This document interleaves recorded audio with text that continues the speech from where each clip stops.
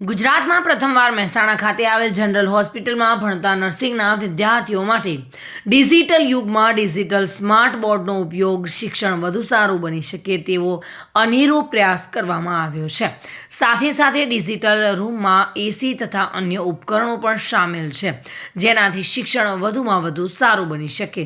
આ ડિજિટલ બોર્ડમાં વાંચી પણ શકાય, લખી પણ શકાય અને સાંભળી પણ શકાય। એની સાથે જ વિડીયો સાથે અભ્યાસ પણ કરી શકાય તે માટેનું અદ્યતન આધુનિકરણ સાથે અભ્યાસની મજા માણતા નર્સિંગના વિદ્યાર્થીઓ જોવા મળ્યા હતા।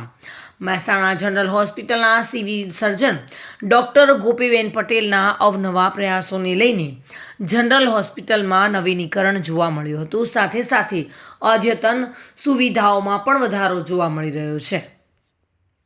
શું આજનો કાર્યક્રમ અને જે ડિજિટલ યુગના શિક્ષણમાં ડિજિટલ આપણે ચાલુ કર્યું છે, શું કહેવા માગશો બાબુજી?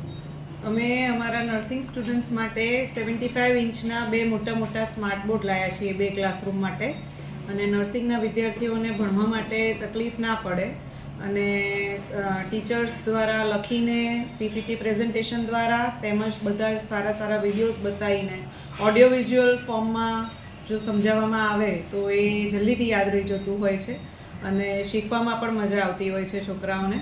એટલે વેલ વેન્ટિલેટેડ સરસ રૂમો છે અમારા મોટા, એમાં અમે એસી પણ મુકાયા છે અને સ્માર્ટ બોર્ડ પણ લાવી દીધા છે, જેથી કરીને એ લોકોને ભણવામાં સરળતા રહે। ટોટલ કેટલા યુનિટ આવ્યા છે સિવિલમાં અને કેટલા યુનિટ અમારી પાસે બે મોટા ક્લાસરૂમ છે, એટલે બે સાયમલ્ટેનિયસલી ચાલતા હોય છે, એટલે બે ક્લાસરૂમના બે 75 ઇંચના સ્માર્ટ બોર્ડ્સ લાયા છીએ। ગુજરાતમાં પ્રથમ વખત છે સિવિલ નર્સિંગમાં? હા, નર્સિંગ કોલેજમાં કદાચ આ અમારો પ્રથમ પ્રયાસ છે કે જેમાં સ્માર્ટ બોર્ડ હોય। ઓકે, વિદ્યાર્થીઓને કેટલો લાભ મળશે આમાં? વિદ્યાર્થીઓને 100% લાભ મળશે। આમાંય અમારા વિદ્યાર્થીઓ ખૂબ જ સારી કામગીરી કરતા હોય છે અને એ લોકોની એક્ટિવિટીઝ આ વખતે ગુડ એન્ડ રેપ્લિકેબલ ઇનોવેટિવ પ્રેક્ટિસીસમાં સિલેક્શન પણ થયેલું છે અને એનું પોસ્ટર પ્રેઝન્ટેશન પણ અમે કરેલું છે અને અમારા વિદ્યાર્થીઓ ખૂબ જ આગળ રહે છે અને એ લોકોને પ્રગતિમાં સહેજ પણ નડતર ના થાય અને એડવાન્સ ટેકનોલોજી પ્રમાણે એ લોકો આગળ કામ કરી શકે, એ માટે અમે આ સ્માર્ટ બોર્ડ।